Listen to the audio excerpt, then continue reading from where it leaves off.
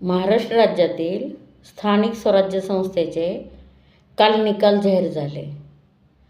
आता वास्तविक पाहता काहीच कारण नसताना हे निकाल लांबवण्यात आलेले होते.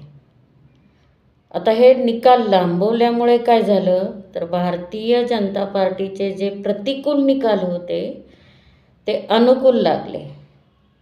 इथं तुम्ही पण एक ऑब्झर्वेशन केलं असेल की दोन्हीही राष्ट्रवादी तुतारी आणि घड्याळ यांच्या नेत्यांनी परिश्रम आणि मेहनतीच्या जोरावर आपले आपले गड राखण्याचं काम केले आणि त्याचबरोबर दोन्हीही शिवसेनेच्या नेत्यांनी देखील परिश्रम आणि मेहनतीच्या जोरावर आपले आपले गड राखून विजय खेचून आणलेले आहे.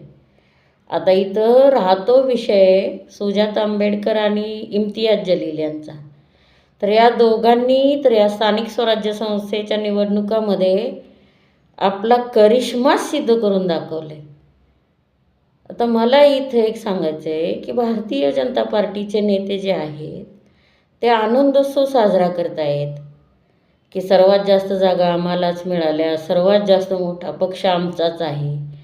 पण तुमच्या आमच्या ही गोष्ट लक्षात आली की नाही मला माहीत नाही आहे, पण तुमच्या ही गोष्ट लक्षात आलेली असणार आहे की आता भारतीय जनता पार्टीचे जेवढे उमेदवार निवडून आलेत त्याच्यामध्ये मूळ भारतीय जनता पार्टीचे किती उमेदवार निवडून आलेत तर ते फक्त बोटावर मोजण्यासारखेच आलेले आहेत. जे निवडून आलेत ते सगळे आयात उमेदवार आहेत. आता मला इथं एक सांगा की 100 वर्ष जुनं संघटन काय करतं आणि एवढ्या दिवस काय करत होतं की जी पार्टी फक्त आयात उमेदवाराच्या जीवावर उभी राहते.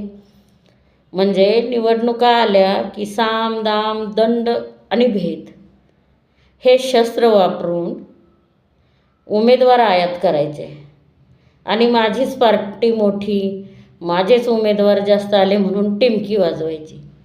निवडणुका आल्या की ह्यांचं हिंदुत्व पण जागं होतं.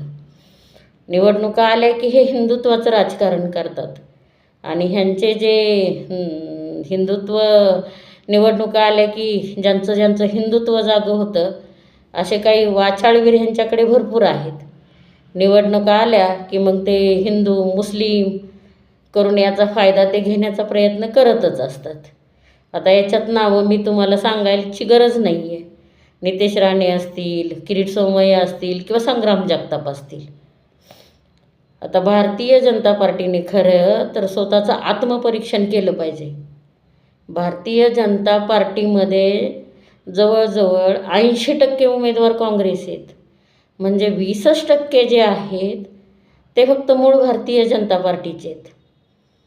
एखाद्या दिवशी असं होऊ नये की मला तर इथं म्हणायचं आहे की जी मूळची विचारधारा आहे ना ती विचारधारा कधी माणसाची बदलत नसते.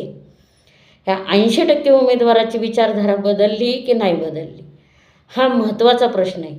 नाहीतर एखाद्या दिवशी असं व्हायचं की हे सगळे उमेदवार पिंजरा घेऊन उडायचे आणि माधव आणि केशव फक्त सतरंजा उचलायचं काम त्यांना राहणार आहे, बाकी काही नाही आहे. केशव आणि माधव यांना दुसरं कामच काय राहिलं आहे, घाल सतरंजी की उचल, घाल सतरंजी की उचल.